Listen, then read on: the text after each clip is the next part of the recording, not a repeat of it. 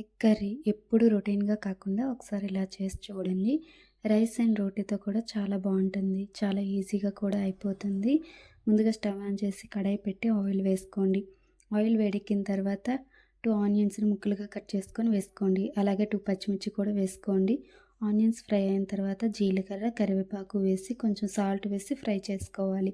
అల్లం వెల్లుల్లి పేస్టు పచ్చివాసన పోయేదాకా ఫ్రై చేసి 2 టమాటాలు ముక్కలుగా కట్ చేసుకొని వేసుకోండి.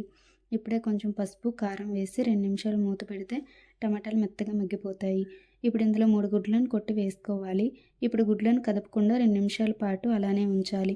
ఇప్పుడు మూత తీసి మెల్లగా గుడ్లను తిప్పి మరో 2 నిమిషాలు ఉడకనివ్వండి. ఇలా ఉడికించుకున్న కర్రీ ఒకసారి టేస్ట్ చూసుకొని ఉప్పు, కారం సరిపోకపోతే యాడ్ చేసుకోవచ్చు. అంతే అండి, ఎగ్ కర్రీ రెడీ. ఒకసారి ట్రై చేస్తే మళ్ళీ మళ్ళీ చేయాలనేంత టేస్టీగా ఉంటుంది. Thank you all.